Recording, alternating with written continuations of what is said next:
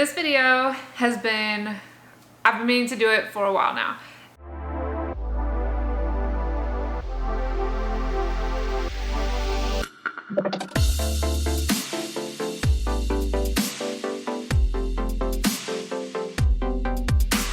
It is my labor and delivery story slash kind of postpartum in the hospital story.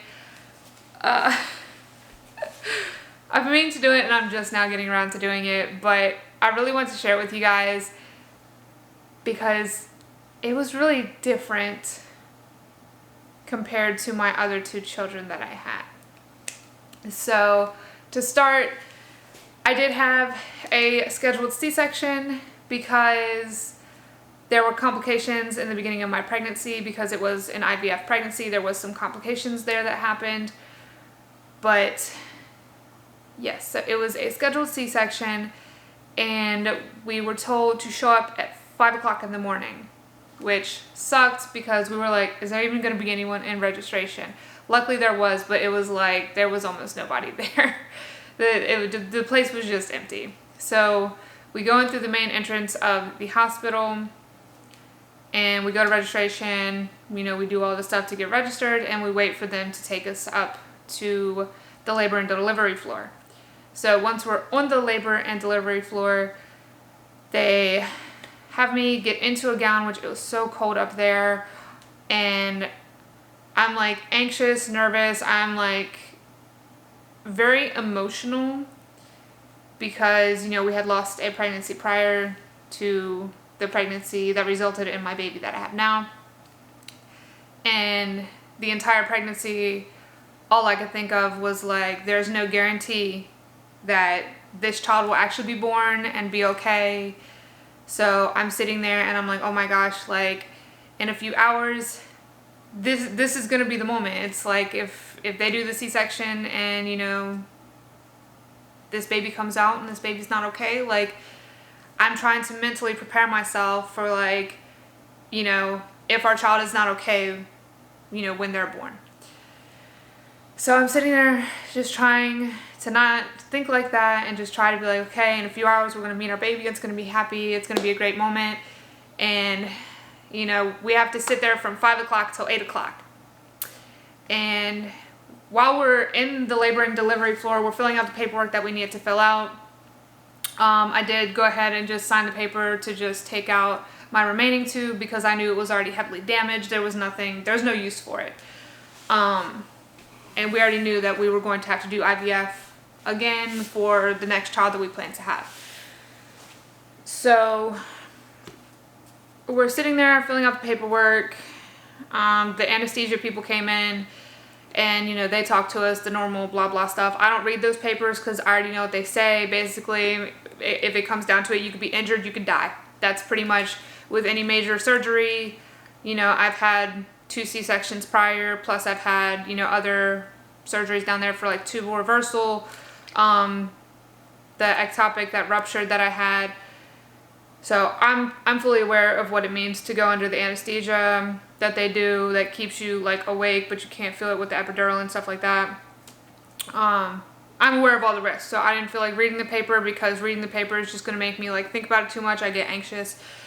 So I'm like, just sign the paper and, you know, we're good. I don't have any questions, you know. I'd seen that guy many times before because he's the same person that always does the anesthesia for when my oldest child has to go in to have any procedures done. And he's great, fully trust him. I know that he knows how to do his job. So then comes the weird stuff. Like it was really strange because we're sitting there and like I'm trying to sleep, but I can't really sleep because the beds up there, they're not comfortable. You know, I'm cold, anxious.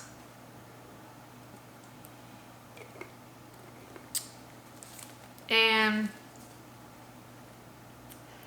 then the nurse comes in with this bucket of stuff. And I'm like, what is with the bucket? Because with my other 2 pregnancies, it was basically just like, well, with my first child, it was emergency C-section. So it was already like we were on the labor and delivery floor. I was like in labor, all that. but then, you know, his heart rate started dropping, so we had to do emergency C-section. The second child was an elected one. Everything went fine. I just went. They, you know, had me put on the stuff until like my that like hospital gown until it was time to go do the C-section. Then we went to the room, put on the little hat and whatnot, did the C-section. They did the normal prep for it, right? But this one, it was really strange. I don't know if it's because of COVID, or I don't know what changed in the past like 6 years since I had my second child. I have no idea what happened, like what happened between there, but this time, before I could go to be prepped for the C-section itself, like they had me wipe down with these wipes. Like she had to wipe me down, basically like shoulders down, wipe me down, and then I had to take this thing and swab inside my nose with it. It smelled terrible. And then I had to swish my mouth with this really disgusting tasting mouthwash. And I'm like, why do I even have to do all this? The nurse didn't even know why I needed to do all of it, because she's like, they're going to prep you, like, you know, the area that they're going to be in, they're going to prep it again once you get in there. So she's like, I have no idea why we have to do this, but they just said I have to do it. And I'm like, all right. And so I'm sitting there confused because the mouthwash was disgusting. The nose swab, it smelled horrible, just gross. So we're doing all of that. And then I'm like just sitting up on the bed, waiting for my OB to get there. He came in the room, he talked to us. Of course, like I'm still super nervous because I don't know if it's gonna go good, or if it's gonna go bad, and we're gonna have to, you know, deal with that. And I'm sitting there like just trying not to cry. I'm like, it's gonna be good. And of course, I'm sitting up with like my legs crossed on, you know, the bed. They come in at 8 o'clock to take us to start getting everything ready for the C-section. Which of course then I get even more nervous because I'm like, man, I know that if they sit there and if I move at all while they're sticking that needle in my spine, like I could really mess myself up. So I'm sitting there and like I'm always super anxious when I know that they're about to stick that needle in my spine. And it's not really that I can feel it. It's just more of knowing if I flinch just a little bit in anticipation, I'm gonna ruin my, like, I could possibly make it where I can't walk. But so they go in, and of course my husband has to wait until they're done with the full prep until he can come in. So they did give me a non-latex catheter, which the whole thing with that we'll get to. But they did get me a non-latex catheter because I do have latex allergies. And we're going in, and you know, they're cleaning my back and all that stuff. And they have this nurse, you know, she's helping me kind of curl over. It's really hard because, you know, when you're pregnant, you can't really curl too far forward. But they want you to curl as far as you can to get where they can easily see your spine. And then he starts pushing like on my sides, and it was so tender that it was hard for me not to move. And he's like, you know, he has to find where like the top of my hips are and stuff. And I'm just like, ugh. Like it was just painful. That part was painful. And then he's just kind of cleaning off my back. He put this giant thing on my back. And they're just like having casual conversation while getting all this set up. There's this thing that had to be on my back, and I had to sit there for a few minutes, I guess, while it kind of numbed my back. And then he took that off, cleaned it again, like super, super cleaned it. And then that's when, you know, he was like, you're going to feel the burning pain. And that's when they're kind of like sticking it in and whatnot. And I was just, the whole time, I'm just like trying to focus on not moving. Because like the nurse is holding you, but, you know. So then they sit there, and once they get that in, I was told to kind of like slowly but quickly lay down on the table. The nurse did help me, and then that's when they went to go put the catheter in, which thankfully you don't feel it because you're completely just by the time that you get laid down, you're just numb from, you know, the waist down. And then as I'm laying there, you know, they keep asking me like how I'm feeling, and I'm like, I'm good. But then I started feeling sleepy, and then I'm like, should I feel like it's hard to breathe? And they're like, yeah, it's it's okay because it's just basically from the epidural in your back, or the spinal, whichever they call it, from the medicine, in that the baby shifts upwards, which is what causes you to feel like you can't breathe. But it was fine. There wasn't really any issue during that process. Then my husband came in and he was sitting there with me, and then, you know, my doctor came in and they started draping my tummy and all that and cleaning it up. And then they had to clean my belly button because I have an innie and not an outie. So they were cleaning that, and they got it all nice and clean. They complimented my tattoos. And so then they just start the whole thing. It's always funny because it's like you're laying there and they're slicing you open and doing all the stuff they do for a C-section, and they're just having a casual conversation about a show that they watch on Netflix. And I'm just like, you know, la-di-da. And then, you know, they told my husband to get get my phone ready, because he had my phone. And, you know, he went ahead and started recording so that he would be able to record, you know, the moment that our child is born. So we do have that. And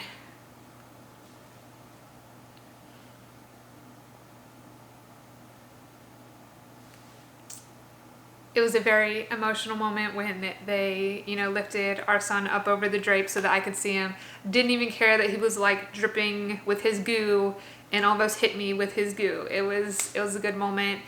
And, you know, then they did all their stuff. They took him out to do all the stuff that they do after they're born. And my husband was like with him the whole time. And then they started, you know, kind of removing the tube that they needed to remove. And then they were taking a while, which was making me kind of nervous. They were taking a while after they did that to like close it up, because there was an issue with my bladder. The catheter managed to come out during the procedure, and they didn't realize it until it was time to like close it back up. And they're like, oh shit, like the catheter came out. And it was like I guess they were trying to make sure that everything was okay, like with my bladder and everything, before they closed me back up. I did end up having to keep the catheter in for an additional day, because he wanted to make sure that nothing happened to my bladder because of the fact that the catheter came out midway through the procedure. But, you know, closed it up, everything, and then they put the belly binder on, and it was just crazy just watching them put it on. It was wild, because they put it on just like super tight in that area. Make sure everything was nice and secure. And then, you know, my husband brought the baby back in. We had pictures and all that. And then I went to recovery, where, you know, I waited, I think it was like 2 hours. It was like an hour, 2 hours we were in there. So, camera died, but we're back. So, like I was saying, it got a little weird, because with my other two children, when they were handed to us, swaddled and everything, they already had, you know, their little t-shirt on that the hospital, you know, puts on them. And they would already have their 2 hospital bracelets on, along with the little security tag. I assume they're called security tags. But the little tag that goes on the baby's ankle, so if anyone tries to take them off of the floor, it'll, you know, set an alarm off so that someone can't kidnap your baby from the hospital, or at least easily. Baby had no shirt on, so he was just like in a diaper, and there was no little security tag on his ankle where it should have been, which was weird. But, you know, we made sure we kept him in our eyesight, because they're like, you know, once we get you up to the floor, they're going to get his little tag put on him, so that, you know, they know where he is. So we get up to the labor and delivery floor after being in the recovery room for kind of longer than normal, because they wanted a certain amount of output from my bladder through the catheter, since they were worried that something happened to my bladder during my C-section, because like I said, the catheter came out midway through the procedure. So we had to wait, and I had to keep drinking until it reached, you know, whatever percentage or like whatever amount of output they wanted it to. So we get up to the postpartum floor, and I had the little compression leg cuffs on my legs, right? But when we got up there, no one hooked them up. They were just on my legs. And, you know, a few hours went by, and I was like, when the nurse came in, I was like, are y'all gonna hook them up? Or, because typically, you know, they hook them up when you know, after your C-section, because you cannot immediately, you know, walk. So they want you to have like compression on there. So I had those leg cuffs on since before I even went and to have the C-section. They had all that stuff already prepped, ready to go. It was already there. So they didn't do that, and I was like, okay, well that's weird, but whatever. So she hooked them up, and they started, you know, kind of doing the compression thing.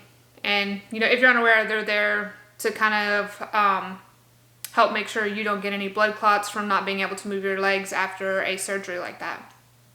So then, like, we didn't see a nurse very often, which was different because typically with my other two children, there were nurses in there like every single hour. They were in there like bothering us, asking us, you know, questions, doing vitals, things like that.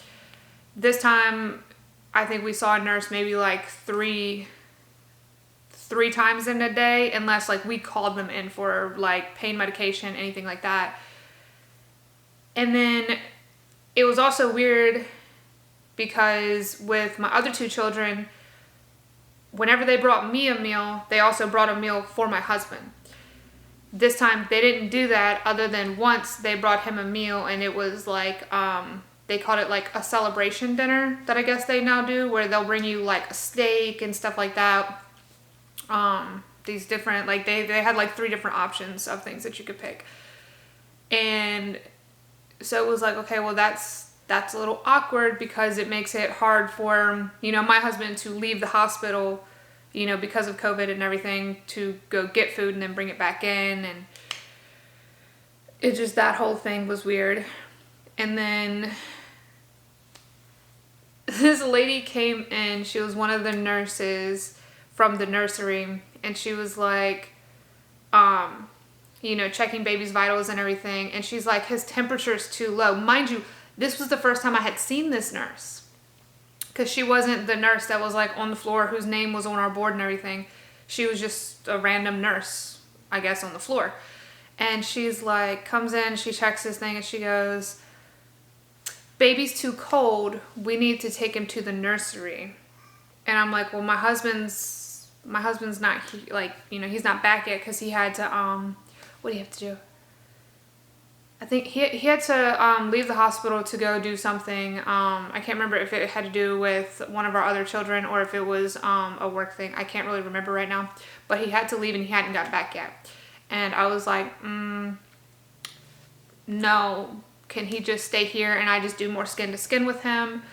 I don't want to let you take him, because I am not able to walk right now to the nursery, you know, with you, to keep an eye on him. I told her to come back, and she's like, okay, you know, I'll come back in, you know, X amount of time, and she'll recheck his temperature. So I was like, okay, cool. Maybe my husband will be back by then. So she comes back, and mind you, at this point, he still did not have the tracker on his leg. Was that like the whole first day, or that was like majority of the first day? It was the majority of the first day. They put it on at like really late at night. Okay, yeah. So majority of the first day, he had no tracker on his leg. So. Well, no, actually, no, it might have been in the morning. Huh? Now that I think about it, like early in the morning, I think. So the following day. Yeah, I think so. Because I remember you were like holding him and you were asleep, and they checked on us a couple times. Not like frequently, but like a couple times. And I think in the morning. Oh yeah, no, because it was the second nurse. It was the shift nurse. Okay, yeah. So he didn't have the tracker on his leg the entire first day that we were in the hospital, which is already weird. If you guys have had babies, you know they typically have those trackers on them like right after they're born. So he didn't have one for the entire first day. So this nurse comes back and she's like, we're getting really concerned. His temperature, it's not going up. And I had him, against my skin under the blankets trying to warm him. And, they're like, his temperature's not going up. We really need to take him to put him on the warmer. Mind you, I had not seen this nurse other than her just coming in at random. And so I was like, okay, well, can you just wait until my husband gets back and then he can go down with you to the nursery? Because I wasn't letting, my newborn out of my sight without a tracker on his leg with a nurse who I have no idea who she is. So when my husband got back, he went down to the nursery and, stood there the entire time until, they were able to bring him back because his temperature went back up. And then they didn't, we were only there for were we there for 3 days? Okay, so we were there for 3 days. It was 2 nights and 3 days. Okay, so we were there for 2 days and a wake up. Yeah? Yeah, basically. Okay, so we were there for 2 days and a wake up. And typically with my other 2 C-sections, later the first day they would take the dressing off that they put during the C-section. Later that day they would take it off, look at it, and then they'd have you up trying to walk around later that day. That did not apply to me this time because I had to stay in bed the entire first day because of the catheter. That was the other reason that I could not leave the bed to walk down to the nursery, was because I had the catheter still in. So they didn't touch the bandages the whole first day. They didn't touch them the second day. And the lady who came to take the staples out before I was able to go home the third day when we were getting discharged, she was so surprised because she's like, typically they already take this stuff off. Like, all she should have had to do was come in and take the staples out. And one of the staples was messed up and she had a little bit of a time trying to get it out. It did hurt a little bit. But then before all that, I thought it was also weird that, one, we didn't see the nurses that often, which was kind of a blessing because we were able to actually get more sleep because they weren't constantly in and out. But they also didn't bother me about letting, my newborn sleep on my chest in the hospital bed instead of sticking him in the little bassinet thing that they bring in the room. And they did actually this time, for some reason, after my husband gave him his first bath, they said that after they have their first bath, they can no longer be swaddled with the blanket.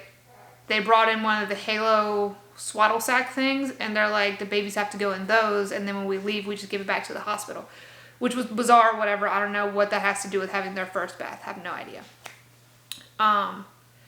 But it was weird that they didn't say anything to me about the baby sleeping with me, which was, honestly, I was happy about because I get so annoyed by it. It's like, I'm not going to sleep very well with my newborn in the bassinet in a hospital where anyone could walk in the room while me and my husband are asleep and like roll out the room with them. They're going to have a harder time taking them off my chest. But I also am going to notice it if there's something wrong with my child if he's sleeping on my chest. Because my oldest child, he did stop breathing in the middle of the night when he was an infant. So ever since then, just paranoid. But no, they didn't have me. The other 2 C-sections I had, it was the second day. They had me, at first I had to sit there and I had to do a sponge bath the second day with assistance from the nurse. And then the third day with my other 2 C-sections, I had to, before I was able to leave the hospital, they wanted me to take a shower to make sure I was able to actually like get in and out of the shower by myself. Yeah, they didn't care this time. They didn't care if I showered, anything. They're just like, cool. Yeah, you have the option, but we're not, they did not ever tell me that I needed to or anything like that. So I ended up just waiting until I got home and I just showered in my own shower because that was more comfortable for me. And I honestly just wanted to go home because the whole experience was just bizarre. It was not what I was used to, and I don't know if it's like a nursing shortage type thing or what. And then when we left, they typically, you know, they're like, you put the baby in the car seat and then the mother has to have the car seat in their lap to be wheeled out. And this time they're just like, she's like, you don't have to if you don't want to. And I'm like, no, it's fine. We had all this other stuff that we had to take down with us, so it was whatever. But they couldn't take us out the main entrance that they typically would because it was closed because of COVID. So we had to go down this like hallway and out this like side door. My husband had to bring the truck around, and yeah, it was all very, very bizarre. Do you have anything to add, Cedric, about our hospital stay? About their reluctance to give me food. Yeah, no, I did. I mentioned that. I thought that was weird.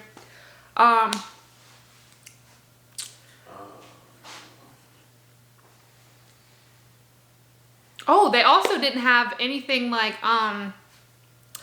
the carts that they bring in, like the bassinets and stuff that they bring in with the baby. They typically would have them stocked with like diapers, t-shirts, blankets, the alcohol little wipes to wipe their button with.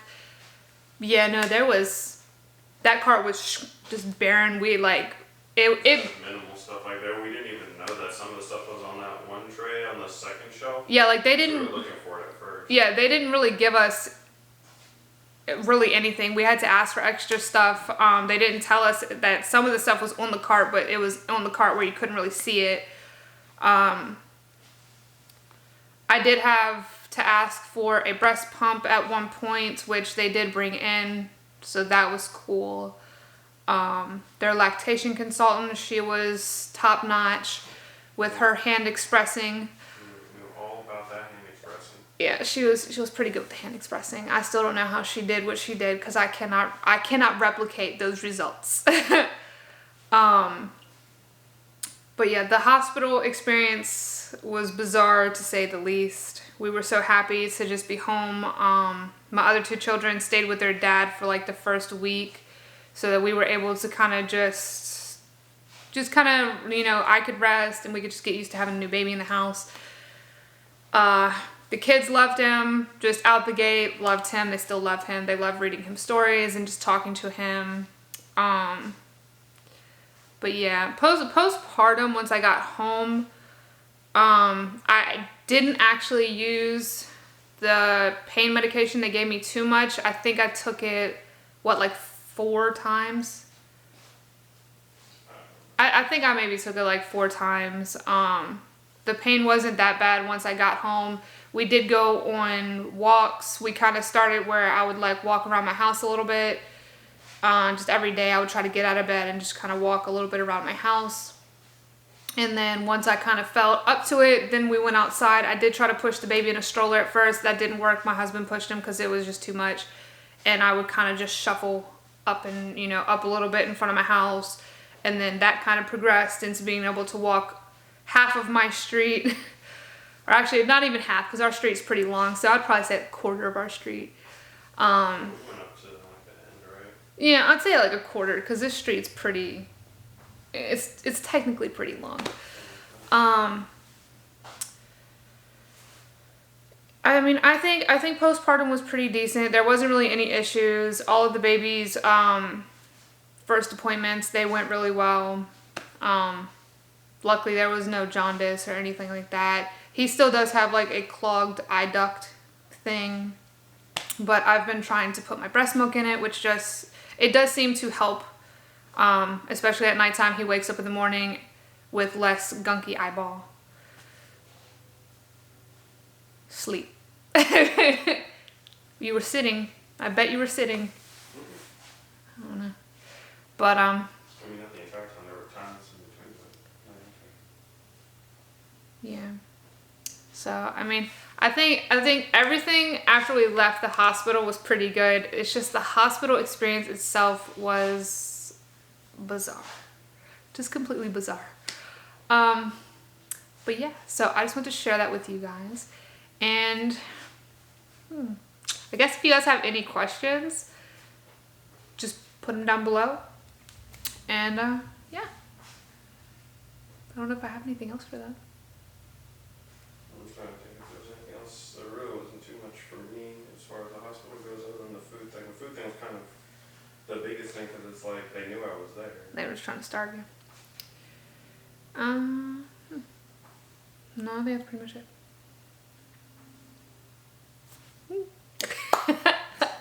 If you guys like this video, please give it a big thumbs up, and I'll see you guys in the next video. Bye guys!